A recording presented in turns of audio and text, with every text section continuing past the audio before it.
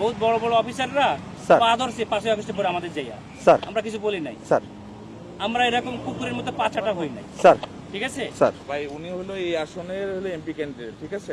কোন দলের স্যার?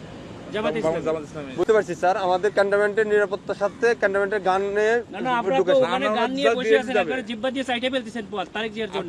আমরা কেন চাইতে পারবো না? আমাদের তো স্যার সরকার এটা আমাকে বলে তো ইয়া হবে না যে স্যার এটা স্যার আপনি এই হিসেবে দেশটাকে পরিকল্পিতভাবে ধ্বংসের দিকে নিয়ে যাচ্ছেন, আবার পরিকল্পিতভাবে ধ্বংস করতেছেন আপনারা।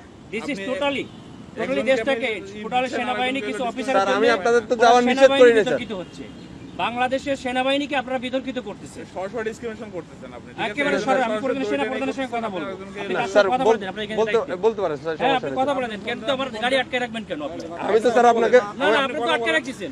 আমি তো স্যার আপনাকে যাইতে দিলাম স্যার, আমি তো আপনাকে আপনারা আমাকে একটু সহযোগিতা করুন। অফিসাররা আমার টোটালি সেনাবাহিনী এদেশের সম্পদ, এই সম্পদকে আপনারা বিতর্কিত করতেছেন আপনাদের ব্যক্তি স্বার্থে।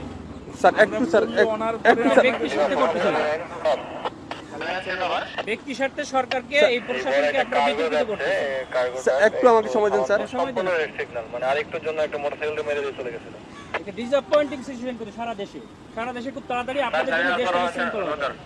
পুরো দেশটাই বিশৃঙ্খলা করতেছেন আপনারা।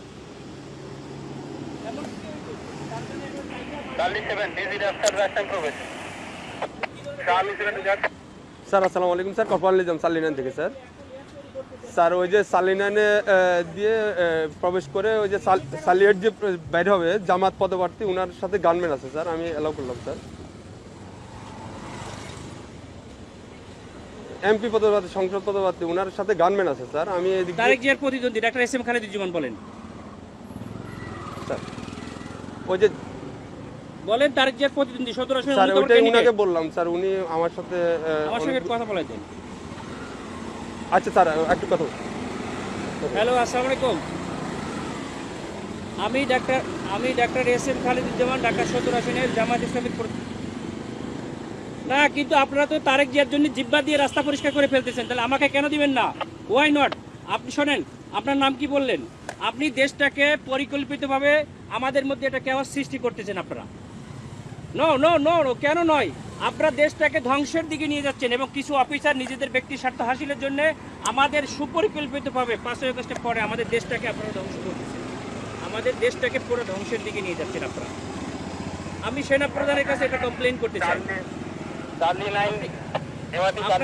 আপনাদের অফিসারের সঙ্গে আমি কথা বলতে চাই। রয়েছে স্যার, বডি ক্যামেরা অন আছে স্যার।